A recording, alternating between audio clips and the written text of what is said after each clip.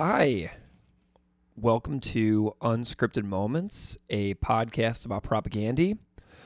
This is Greg. I am in Buffalo, New York, in the United States, and as you can hear, my voice is a little hoarse, a little rawer than usual because I just returned from Winnipeg, Manitoba, Canada, where I saw propaganda 3 nights in a row at the Park Theater.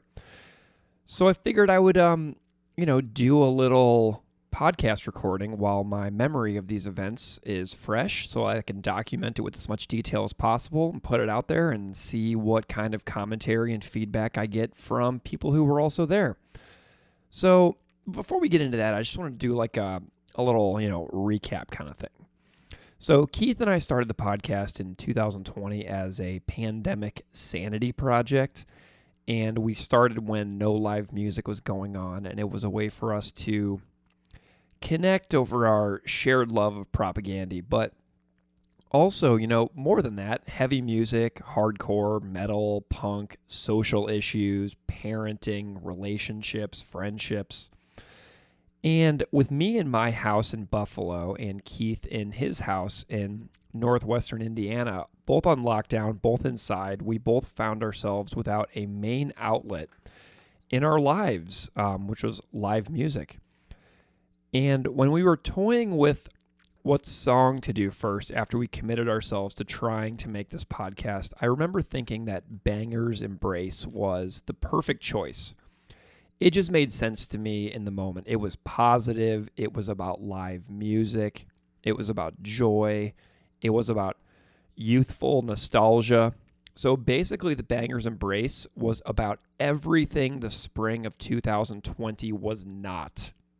So, seeing the photo of Chris and Todd on the inside of the Sacrifice propaganda split 7-inch at the Opera House in Toronto in a state of sheer glee in the mid-2000s was a total opposite vision of what I felt about life and the world in April and May of 2020. So I said, Keith, let's do Banger's Embrace as our first song episode. And that episode's complimentary episode is the Anthem and Technocracy episode, which features Joe Rico and Rob Urbanati from Sacrifice as guests, because that's the band that Chris and Todd went to Toronto to see, which they documented in the Banger's Embrace.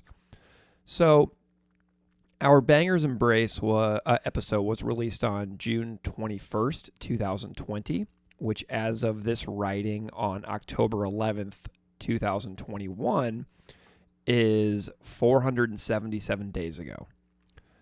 So let's do a little more recap, shall we? We have done 62 numbered song episodes, but we have actually talked about 66 songs to the best of my recollection, because the George Samolesky episode, number 51, talks about 3 songs, and the Chris Hanna episode, 60, talks about 3 songs as well. So our introduction episode isn't a song, so it really should be episode 0 if I look back on that, but oh well. And we've also done 9 bonus episodes, and as of the time of, looking at this, the podcast has been downloaded 154,000 times in dozens of countries. The Winnipeg Free Press did a story about the show in the Arts and Life section. Globalnews.ca did a story about my trip this weekend, which was funny, and I put a link to that on Twitter and on our link tree, which you can find in our Instagram and Twitter bios. And we've compiled 20 plus cover versions of propaganda songs that were either made specifically for this podcast or pre-existed elsewhere, and I got permission from the singers to put them in the show. And Keith and I have also hung out virtually for hundreds of hours at this point. So I just got back from Winnipeg, which was one of the most amazing experiences imaginable for me. And when the band announced a Western Canada tour with Choke a few months back, the air of uncertainty around these shows was palpable. I bought a ticket to the Saturday, October 9th show in Winnipeg thinking that it was just a total fantasy pipe dream, and I would just be like, giving the band $31 Canadian. And, because the border was quote-unquote open, but I figured, like, all along that I would get to the border, and the agents would say, "Are you insane? You're not coming in here. Go home, idiot. Oh, and by the way, you're banned from Canada for 10 years." Like, that's legitimately how I played the border crossing in my mind's scenario a million times. And I can't even begin to measure the amount of productive hours of my life that I have lost to being stressed out about the trip. And this is for real. Like, I was like having like a week-long panic attack essentially before I left, which is one of the reasons we didn't make an episode after the state lottery, is just that I was just so stressed out, mind-bogglingly stressed as I've ever been about anything, I think. And if you ask anyone that I was texting in advance of the trip, I was basically like in a week-long doom spiral. I didn't even make any plans in Winnipeg beyond a tentative place to stay and a tentative ride from the airport, but I was in my mind certain that I would not even arrive in Winnipeg. So it was just like, oh, why bother planning? I'm not even going to be there. It's just like all a fantasy. So I typed some notes in the Winnipeg airport earlier, and I'm not even sure. I wasn't even sure at like the time of getting to the airport in Winnipeg yesterday that I would even arrive at my house in Buffalo. I was like, anything can happen. So this was my entire approach to this trip. Like, anything could happen. It could be horrendous. It could be magical. And it was almost entirely magical. And I did, in fact, make it home. The American border agents couldn't care less about me coming back into the country. The border agents were maskless at the U.S. border. The agents were masked at the Canadian border.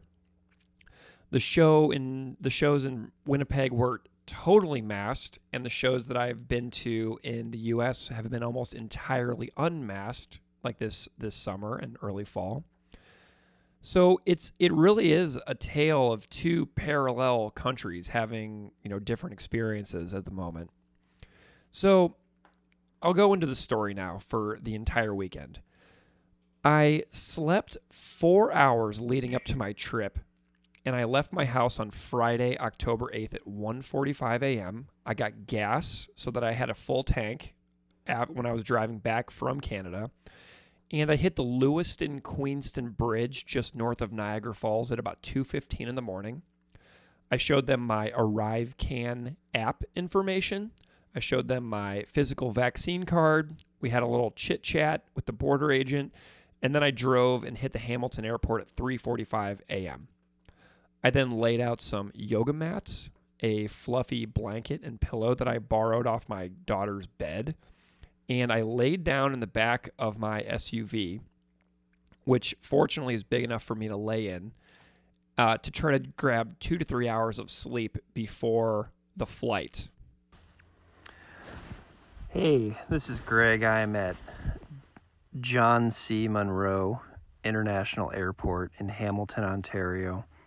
It's 4:11 in the morning Eastern Standard Time, and I went across the border at probably 2:45 a.m. Eastern Standard Time at the Lewiston-Queenston Bridge between Western New York and Southern Ontario. And the drive here was shrouded in fog the entire time. And I have an 8:30 a.m. flight from Hamilton to Winnipeg. So my flight is in about 4.5 hours, and I am currently laying in the back of my Toyota Highlander on my daughter's 2 yoga mats stacked up and a blanket, and I'm going to try and get a little bit of sleep before I catch this flight in just a little bit. And allegedly, I'm going to see Propaganda tonight in Winnipeg, which will be my first time seeing them since the Failed States tour in 2012, and I'm not really sure what I'm going to do with these recordings. Maybe I'll do a little travel diary bonus podcast episode. And I'm just recording this on my phone. I have a recorder in my bag, so if any interview opportunities arise while I'm in Winnipeg, we'll see what happens. I am very minimalist on the gear at the moment, so we'll kind of see how it goes. But yeah, in theory, in 4.5 hours, I'll be taking off from here in Hamilton for a 2-hour flight, landing in Winnipeg at about 10:30 in the morning. And I'll be beelining to Palmerston and Ruby Street. What happened instead is that I laid there with my eyes closed for 2 hours, got no sleep, and basically was like, welp, here we go. Hey, it's Greg. It is 5:51 a.m. I'm at Monroe Hamilton International Airport. Still half in the back seat, half in the boot of my car. Oh, I can't really tell if I slept or not. I seem to have a memory of seeing my cat with a mouth full of human teeth. That means I had a dream, right? Please tell me I got some sleep. Oh my God, this is going to hurt. Oh, if you see me at the show on a Friday night in Winnipeg, and I don't have any idea what I'm talking about, it's because this is what my journey to the show has been like, laying in the back seat of a car. Oh, man. So I went through security at the Hamilton Monroe International Airport. I got on a plane. I flew the 2 hours to Winnipeg. I didn't fall asleep on the plane either. But by then I was committed to 24 hours of wakefulness because I got to see Propagandy and I knew that I would be surging with adrenaline even though I hadn't slept in almost a full 24 hours, and that everything would be fine. I knew that I would get to sleep eventually and that after the first show I would just crash out really, really hard and I would feel better on Saturday. So I landed in Winnipeg at 10:45 a.m. on Friday morning, and Dylan James from the Winnipeg band Clipwing, and he's also the guest on the funeral procession episode, picked me up at the airport, and he asked me what I had planned, and I said absolutely nothing. I didn't think I would be here, and but now that you ask, please take me to Palmerston and Ruby Street, and then let's go to the Royal Albert Arms, and then we'll eat lunch. So some of you may have seen the pictures of me at the Albert and the 91 Albert Street former Autonomous Zone building, which used to house G7 Welcoming Committee Records, Arbiter Ring Publishing, the Mondragon Cafe, and Natural Cycles, and probably many more that I can't remember. And then we also went to Palmerston and Ruby on Friday, so those pictures were on my Instagram and Twitter accounts right away. And that was after I'd been in the city for only about an hour. So those first pictures of me in the red sweater at the corner of Palmerston and Ruby, I'd only been in Winnipeg for around an hour when that was taken. And, I got busy tweeting because that's what I tend to do, because I'm a hopeless addict to social media, which is another problem entirely. And I started getting like DMs right away from local people saying, "You're here, oh my gosh, and where are you now?" And one listener named Teresa was right around the corner when Dylan and I were over at the Burton Cummings Theater in downtown Winnipeg. So we dashed over, and I met Teresa. So hi, Teresa. And without Teresa's DM, I don't know if I would have seen her or met her. And we've been Twitter pals on here for like over a year. So that was really a wonderful experience right off the bat. So after a few sights and a solid lunch hang with Dylan, I got dropped off at the rental apartment at 79 Smith Street that I was sharing with my pal Scott Robertson. Scott is a name that you all should know because he's a PhD candidate at UCLA, and he's writing an education dissertation about the punk rock pedagogy of Propagandy. And so Scott has become a friend the past year, and you can find a Propagandy Instagram handle he made recently. So he's on Instagram at PropagandyPhD. So you can find that and follow him there. And Scott and I were like, yeah, we're on the Bangers Embrace, man. This is it. This is the thing. So Scott is just as much of a nerd about Propagandy as me and Keith, and I wouldn't doubt in the next few years if a Less Talk More Rock 33 and a third book series is released or something with Scott Robertson as the author. So Scott and I got acquainted at the Airbnb for a little bit, and then Tim McMiller from Protest the Hero texted me with his Airbnb address over by the venue. So Scott and I walked across the Assiniboine River over to Osborne Street where the venue is. We dashed up a few blocks from Osborne and Morley and met up with Tim, who has also become a friend the past year after he appeared on the Status Update episode. So Tim, Scott, and I grabbed dinner next to the venue. We got in line, handed out some stickers, and chatted with a few podcast listeners in line. So hey to Carter.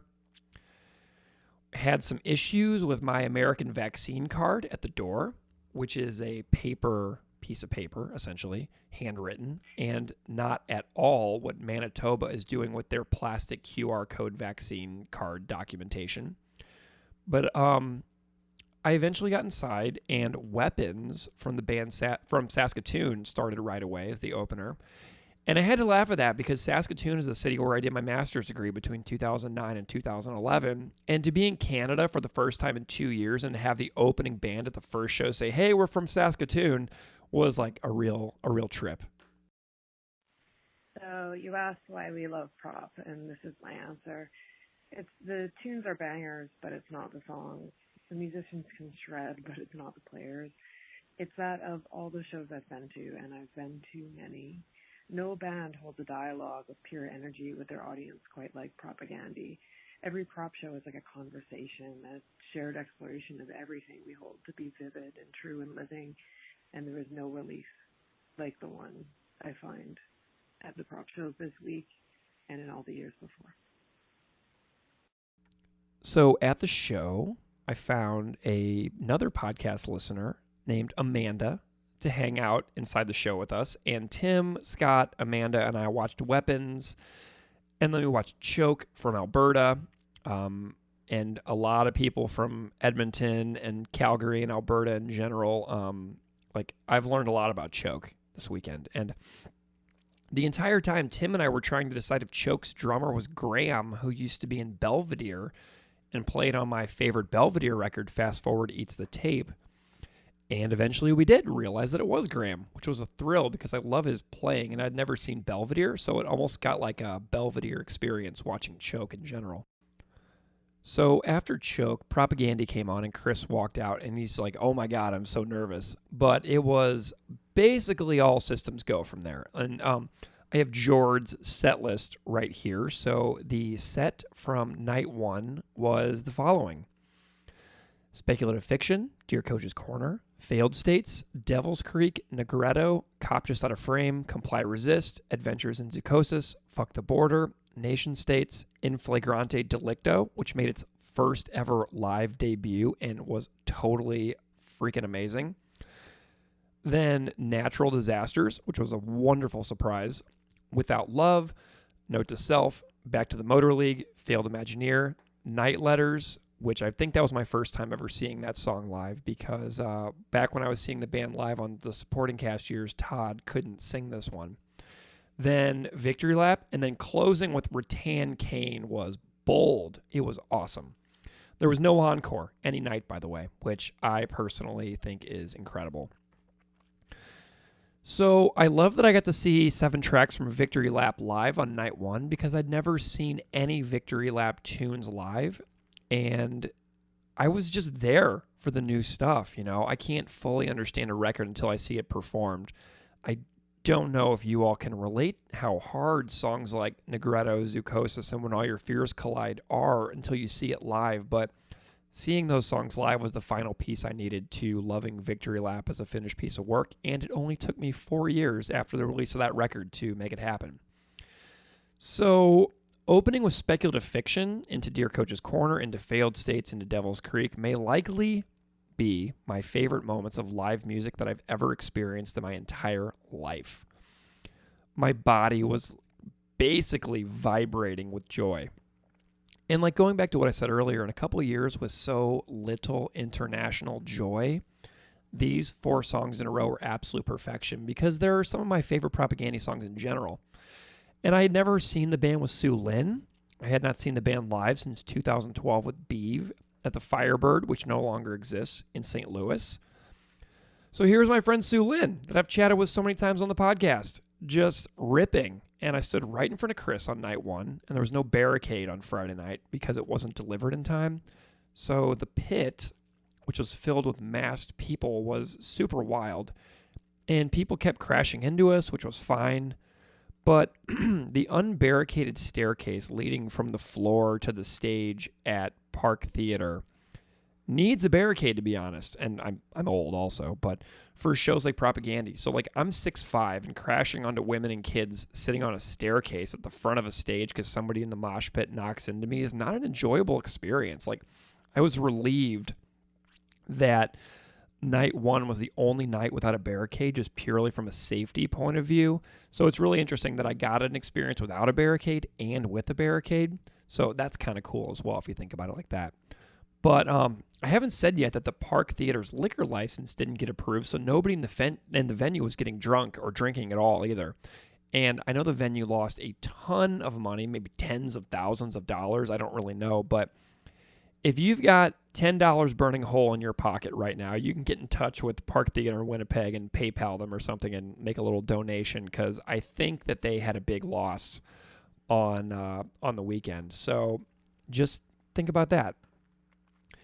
So moving on, one of the first people that I ran into in the crowd that I knew was Dwayne Larson, local photographer extraordinaire, upcoming guest on this podcast, and also the photographer of the legendary Tony Sly black and white portrait that adorns the cover of the Tony Sly tribute LP from Fat Records.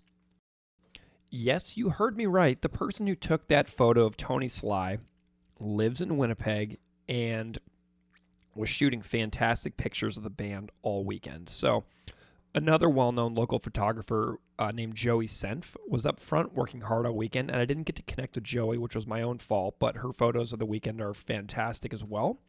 So definitely go find Joey and Dwayne on Instagram for tons of photos of the entire Propaganda residency weekend.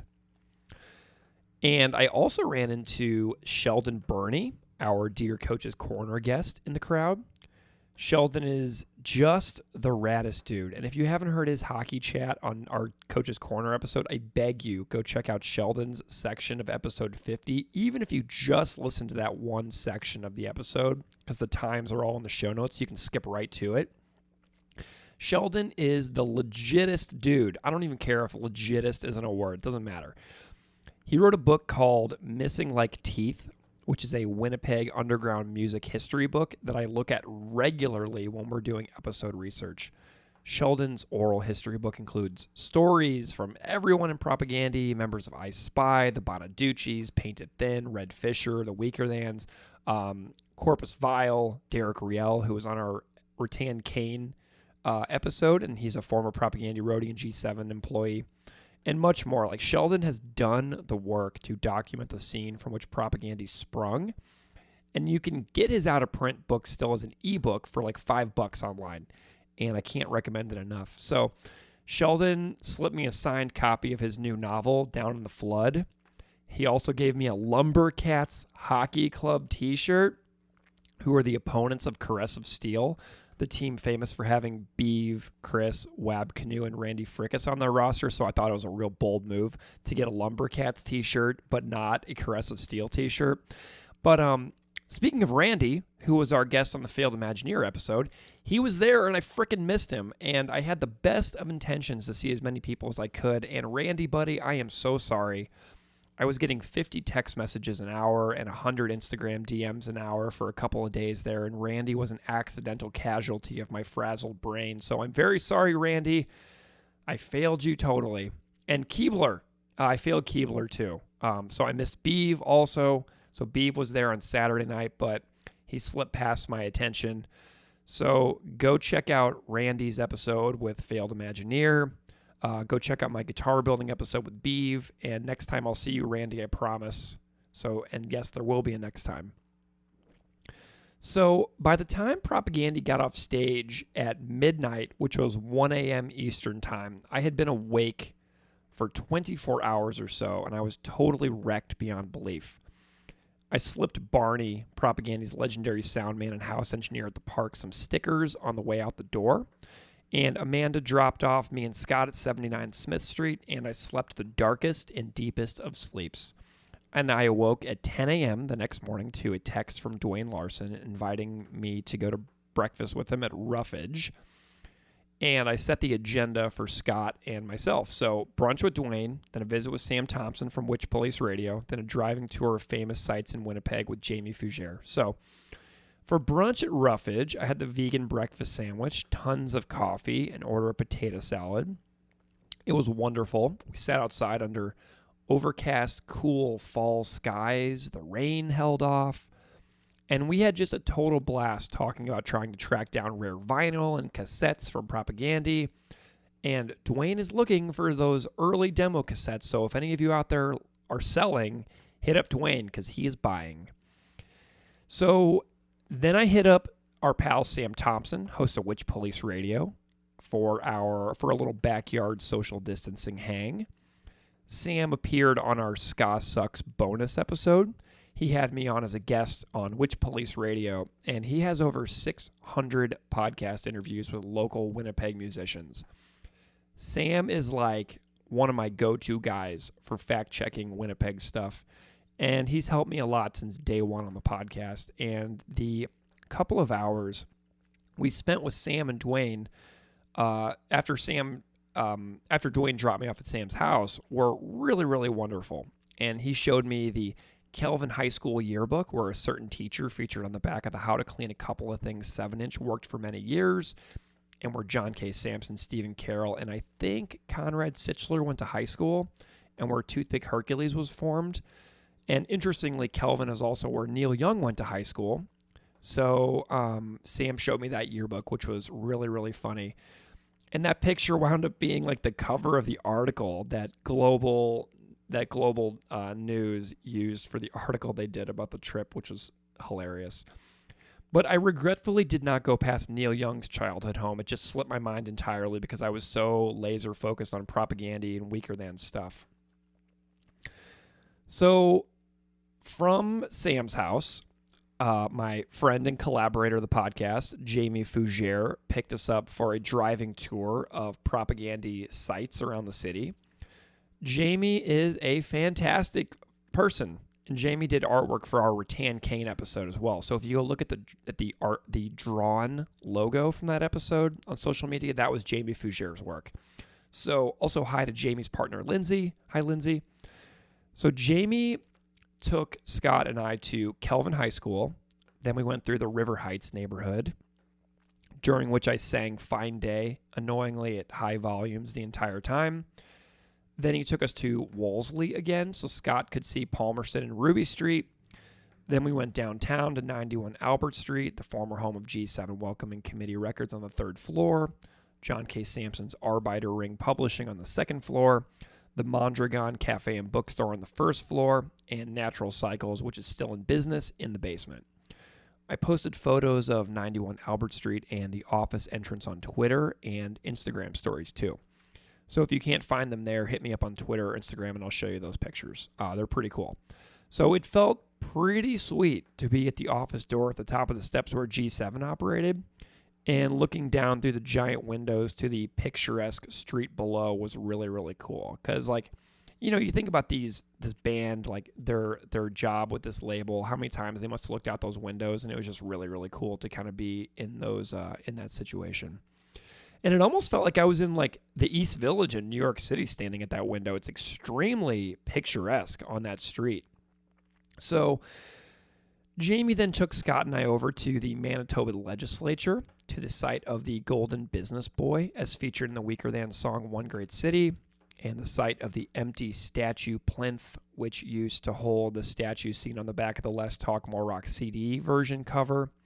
The plinth is now vacant after it was toppled during the demonstrations across Canada at the discovery of mass graves at the so-called First Nations residential schools in various parts of Canada, which have a history that is too in-depth to go into here.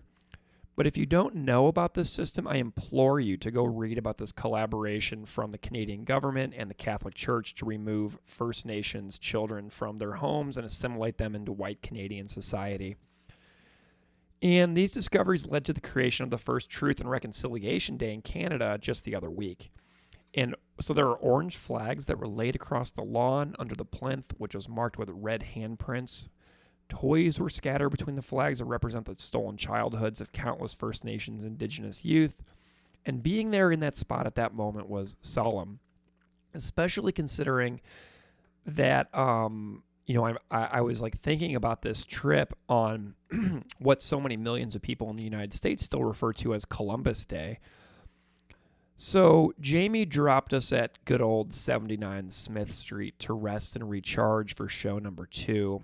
And I dashed back over to Tim McMiller's lodging because other friends of the podcast, Jeff and Corey, had arrived from Toronto and wanted to hang. So I figured I'll rest when I get home, you know what I mean?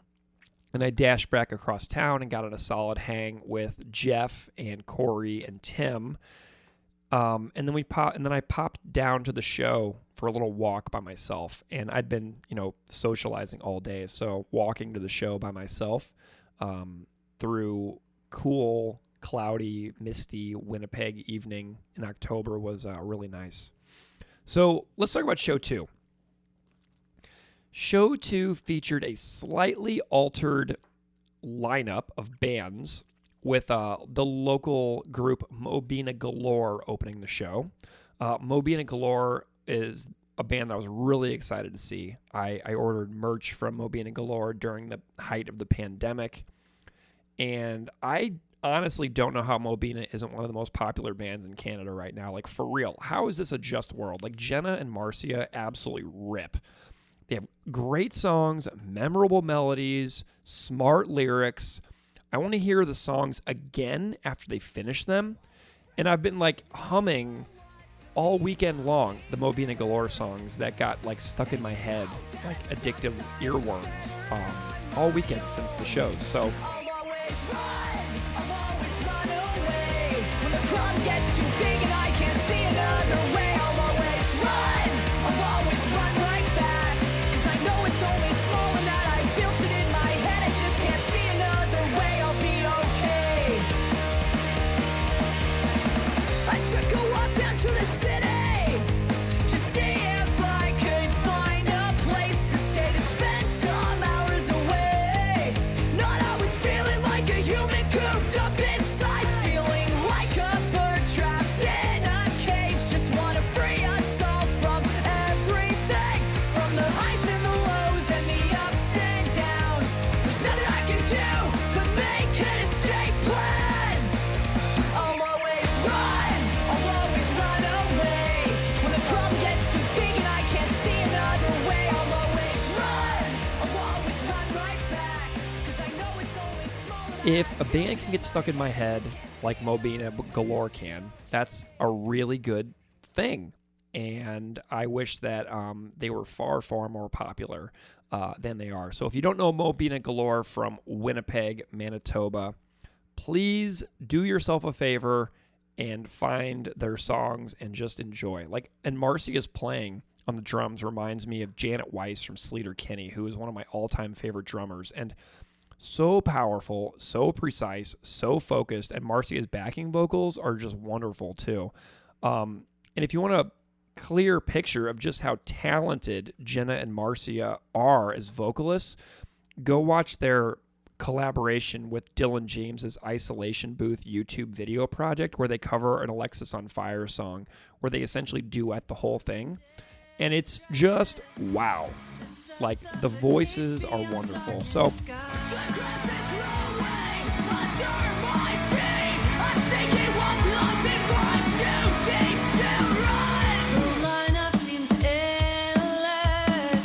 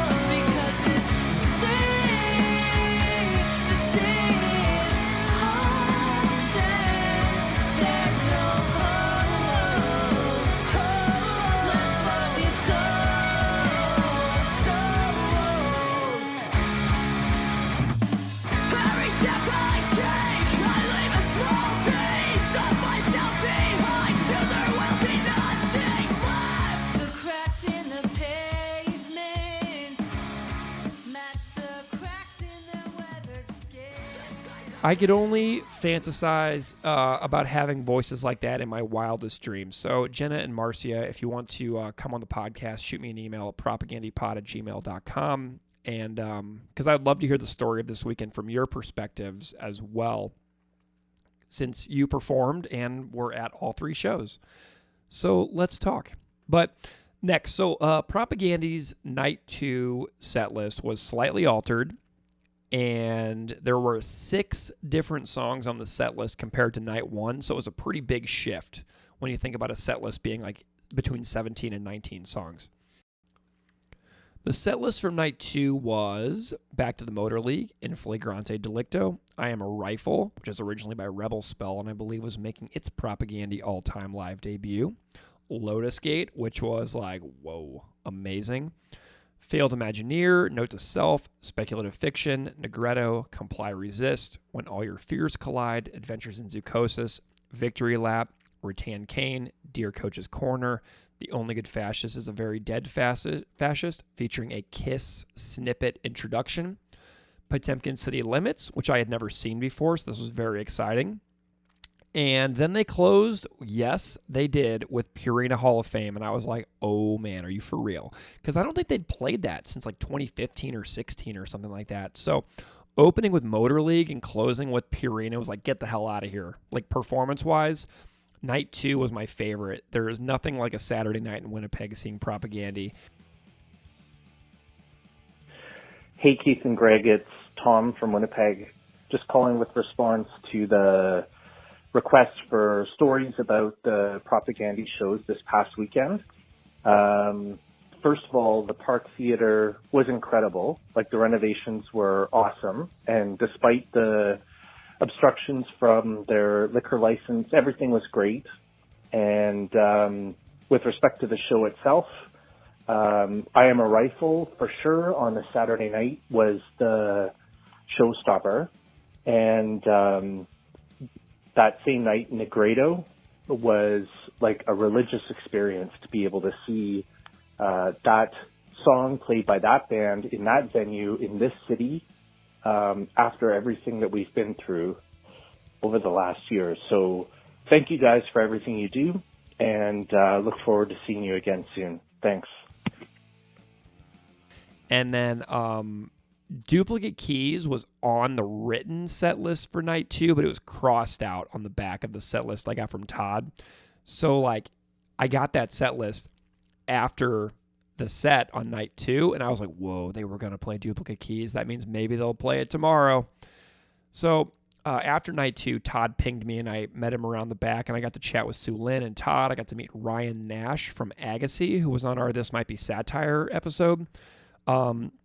Snagged a couple of set lists, and Sue Lynn and I planned to get lunch the next day, and then Amanda took Sam, Scott, and myself all back to our lodgings, where I then proceeded to sleep the sleep of the dead. So Sunday morning, I awoke to absolutely gushing rain on the window and a message from Sue Lynn that we should get coffee and lunch. So I hailed a car, picked up Sue Lynn. We rode to Tom Bargain Coffee, which was so good. And I apologize if I mispronounced Tom Bargain.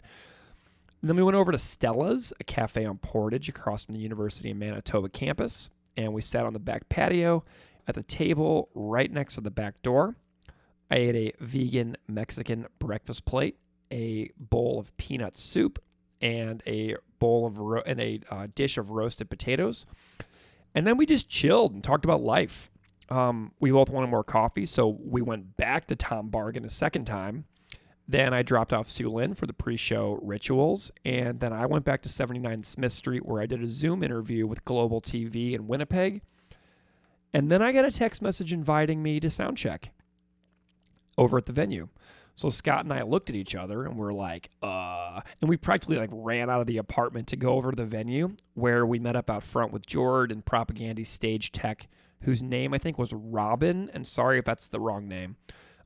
We chatted with Jord, Todd, and the park manager, bar manager, Sammy, and then the band went down to the stage, and Scott and I found ourselves watching the band's soundcheck alone in the room with Barney, Robin, Chris, Jord, Todd, and Sue Lynn.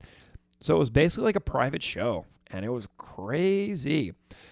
We saw them play Adventures in Zoochosis, Duplicate Keys Acaro, and With Friends Like These, Who the Fuck Needs COINTELPRO a few times each. So I think I saw COINTELPRO like 4 times total, like just on Sunday. Finally got to say hi to Chris after the sound check, which was super nice. I'm not there to make anybody's lives worse. And I know that, vocalists, whenever they're prepping for shows, socializing is a big deal, and mental headspace is a big deal when you're doing a show like that. So I was grateful just to be able to connect with Chris for a few minutes. But I feel like a kinship with Chris and Todd because my visit to Winnipeg is essentially the same nerdy thing that they did when they went to see Sacrifice in Toronto. So after I chatted with Chris a little bit, Scott and I went next door and had some tacos, which were lovely. So Scott headed back to Smith Street, and then I went for a walk in the neighborhood behind the venue, which was beautiful and quiet and peaceful on Thanksgiving Canadian weekend. So night 3 was a mixed bag for me emotionally, of course. I was overwhelmed by the idea of traveling again on Monday, getting to the airport, and then I also had put myself in a tricky situation where my car was in Hamilton, but in order to stay for the 3rd show, I had to rearrange my flights, and they could only send me back to Toronto. So going into the 3rd show, I knew that the next day I was going to fly to Toronto, and then I was going to travel like 70 or 80 kilometers to Hamilton, a different city entirely, to get my car. And then I was worried about the border crossing again in general. So I got the impression that the band, maybe Jord, was like a little gassed on night 3 too. But overall, it was obviously awesome because I didn't know where or when I was going to see Propaganda again, or even if I ever will. Like, what if I never see Propaganda again? Like, it's far from certain that I'll ever see the band again. You know what I mean? Like, I think I will, but like, it's far from certain. Like, anything could happen. And I hadn't seen Propaganda since 2012, and that was 9 years ago. So this weekend might be the last time I ever see this band. So that was running through my mind a lot as I was going into night 3. The travel concerns, just the appreciation for seeing them 3 times in a row. And I just stood against the sound booth at the back right corner of the Park Theater, and I could just kind of let the evening wash over me. I really didn't even move. And at one point between songs, Chris said, "Hey, have any of you heard that Propaganda podcast from the States?" And I was like, "Oh boy." And I just like froze. And a couple hundred hands went up in the air and clapped, and I was just like frozen like a total dummy. And like 5 or 10 people nearby were like pointing at me because I was wearing this like really distinct red sweater that I was like in social media on all weekend. So then Chris went on. He goes, "Well, guess who's here? Greg from the podcast is here tonight. He's been going around Winnipeg, seeing all the sights." And I was going to send him the coordinates for a little place just south of Portage called Devil's Creek. And then they went into the song, and I was just like so stoked. So if anybody out there has video or audio footage of Chris saying that, please send me an email at propagandapod@gmail.com or get in touch on Instagram or Twitter. Please, please, please. That would mean the world to me. To drive an hour and find out it really is just a pitch. Here, this is for you, Greg. So the night 3 set list. There were a few variations from the other 2 nights. So the set list went like this: Failed Imagineer, Dear Coach's Corner, In Flagrante Delicto, Devil's Creek, Note to Self, Negretto, Duplicate Keys Acaro, which made its only appearance of the weekend, When All Your Fears Collide, Adventures in Zoochosis, Night Letters, Victory Lap, Rattan Cane, Dead Fascist, Fuck the Border, Back to the Motor League. Natural Disasters was written on the set list, but it wasn't played. Then they played With Friends Like These, Who the Fuck Needs COINTELPRO. Then they played I Am a Rifle. And then they closed with Without Love. So I think that's how the end of night 3 went because there was some confusion. But if anybody out there has a correction on my night 3 set list, feel free to let me know. So Overall, there were 8 Victory Lap songs performed, 6 Failed State songs, 4 supporting cast songs, 5 Today's Empire songs, 2 Less Talk More Rock songs, and the cover of I Am a Rifle performed across the entire weekend. So I know people have opinions about this, but if I can't help but fantasize about what changes I would make to the set list. I might include an additional unpredictable Less Talk More Rock deep cut, like Preteen McCarthyist or Resisting Tyrannical Government, or maybe Who Will Help Me Bake This Bread from How to Clean Everything, maybe Bringer of Greater Things from Potemkin, because I know they have played that many times in the past, and it could be a quick one to relearn. And I'm also a hopeless devotee to supporting cast, so seeing the title track from supporting cast would have sent this set list into like stratospheric heights for me. But the inclusion of the song Potemkin City Limits was a really solid surprise that I didn't see coming. So maybe the Patreon poll choosing Potemkin for a future Catastrophic Break with Consensus Reality episode lit a fire in Chris to put that song in the set. Who knows? But I'm glad it was there. But looking across the sets, I can't really think of major changes. It had some surprises. I Am a Rifle absolutely rips live, too, because Sue Lynn, Todd, and Chris all ping-pong the vocals back and forth, so that was amazing. But it made me appreciate the incredibly challenging nature of songs on Victory Lap, like When All Your Fears Collide and Negretto. Just seem like they're like virtually impossible to play. And seeing them do it live, especially there was a little hiccup, I think, between Todd and Jord in the performance on night 3, made me appreciate just how hard some of these songs are. Not that I didn't already appreciate that, but you know what I'm saying. So Monday morning, I woke up at 6:30 a.m. to a pitch black Manitoba fall morning. I got packed and cleaned up. Amanda picked me up and said, we're going to make one more stop before I take you to the airport, and then we rolled up to Garbage Hill, the site of the legendary Winnipeg 1990s practically free music festival called Corefest. And the Corefest footage on YouTube is so good. You got to find it. But here's a little snippet from Corefest in the 90s.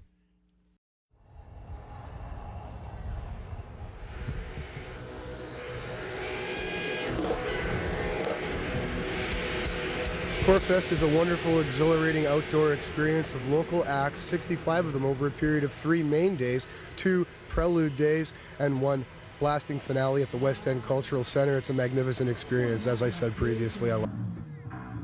I think Corefest is fantastic. It's rare that you get out to see, other than Lollapalooza, this many bands, 64 bands for $1. For like 3 solid days. You can get out there, you can go in a mosh pit, you can dance, you can walk around, you can do what you want. And for $1, it's like great entertainment. I'm having a super time, and I know the bands are having fun, donating their time to play. So what do you think of Corefest? Well, it was pretty cool. I mean, anytime you can get 40 or 50 bands all playing for free, everyone pays $1 to get in, just has a good time. It's great. I mean, the people who arranged it are great. They got every type of music here, so it's great. You know, we love it. It was a great time. We just walked off, and we're half dead. We got so into it. But, yeah, it was really cool. Did you like the crowd response you got tonight? Yeah, pretty good. I mean, from watching all afternoon, people seemed to be chilling and kind of sitting back. And when we hit the stage, they jumped up and went a little nuts. So it was fun, you know. It was really cool. And you need that. I mean, you feed off that when people are into it. You get into it, you know. You find it different from playing in bars? Yeah, it's a lot different. I mean, the sunlight alone is pretty weird for us. It's like the moon is on fire. You know, it's strange being out in the light. And outdoors, too. We're not exactly one with the outdoors. But, yeah, it's fun. I mean, I dig it. Different than bars, for sure. But also, I mean, you got a couple thousand people sitting around here, and that's cool. You don't get that at the Albert. I come from all the way from England, London, just for the Corefest Festival. And the Corefest is great, man. Good bands, good people, drink all day, party all night. What's the favorite bands you've seen so far? Has to be Propaganda, I guess. Yeah, there are lots of good bands, good punk rock. Touch my water. Earlier today, walking around, I just saw a lot of people wearing shirts and patches with anti-racist sentiments on it. And that's really encouraging to see. And it's encouraging because if you think about it, how fucking hard is it to be a racist, sexist, or a homophobe in a racist, sexist, and homophobic society. It's not hard. So anyone who thinks it's fucking rebellious or radical to run around spouting off fucking things about homosexuals or minorities or anything, you're fucked. It takes way more courage to fucking challenge the patterns of privilege in this fucking stupid society and to refuse to inherit the racism that our fucking parents and grandparents have handed down to us. So fucking keep it up. And it's more than shorts and patches. Let's fucking get militant and get these fuckers out of our city.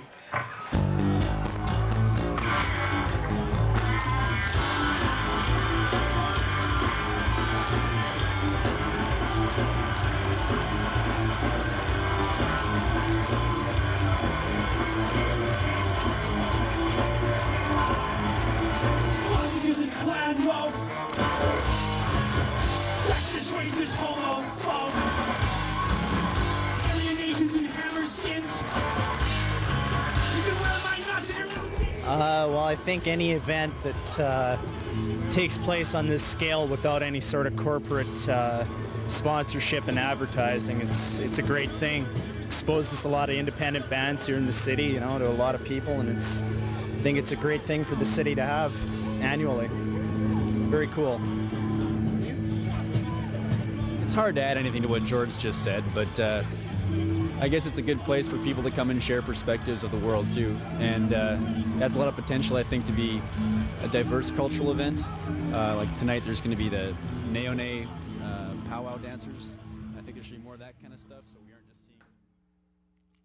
So after the airport drop-off, I went through security, had some hiccups with my baggage and my debit card, which was super fun.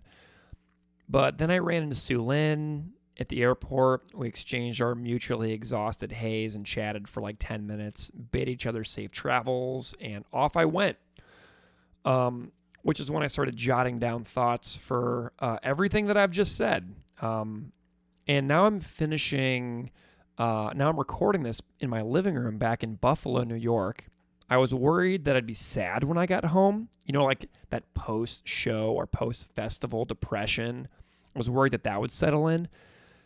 But like, this trip was so perfect, so utterly perfect in every way that I don't have any of that. I have no post-show blues, no post-show sadness, no deflation of my mood at the end. Just pure good energy from a trip that was everything I hoped it could be. And this weekend was defined by awesome conversations. Like, I wasn't lonely in a city that I'd never been to, which is something that I can't say about the city that I actually live in. Like, you know what I mean? I was not lonely at all. And I got to watch Propaganda perform 3 nights in a row. And then, I arrived in Winnipeg successfully, back in Buffalo successfully and safely with no real delays or struggles in travel. And it was just perfect. It's perfect. So overall, this weekend has been extremely powerful for me. I needed to get away from home for a few days. I needed to recalibrate. I needed to get off my computer, off work email, off GarageBand, off the news, off Zoom. I got out of the country for the first time in, like 20 months. And I don't know what the next year holds for me in life. I've alluded elsewhere on this podcast that I'm going through many transitions, just like many of us. But I feel particularly unmoored and slightly adrift right now in my life. But this weekend was just an amazing reset. And the amount of welcome and hospitality I received from people that I consider to be real friends in Winnipeg. The generosity and kind interactions with folks who have just listened to the podcast, or the smiles through the masks where the eyes do all the talking and soaking up the atmosphere of the city. It's just all unforgettable. And I'm really, really glad that I went. So thank you to everybody in Winnipeg who came up to me and said hi. There were so many of you, and it was just so amazing and fun. Thanks to Sue Lynn, Todd, Chris, and Jord. Huge thanks to Dwayne Larson, Dylan, Sheldon Burney, Jamie, Amanda, and Scott. And thank you to Winnipeg. thank you to, Tim from Protest the Hero and Jeff and Corey for the hangs as well. I'm going to forget things. You know what I mean? It's like I tried to just get all this story out of me while I had the chance. So if I missed you, I'm so sorry. If I forgot to mention you in this episode, I apologize. Thank you so much, friends. And I'll see you next time.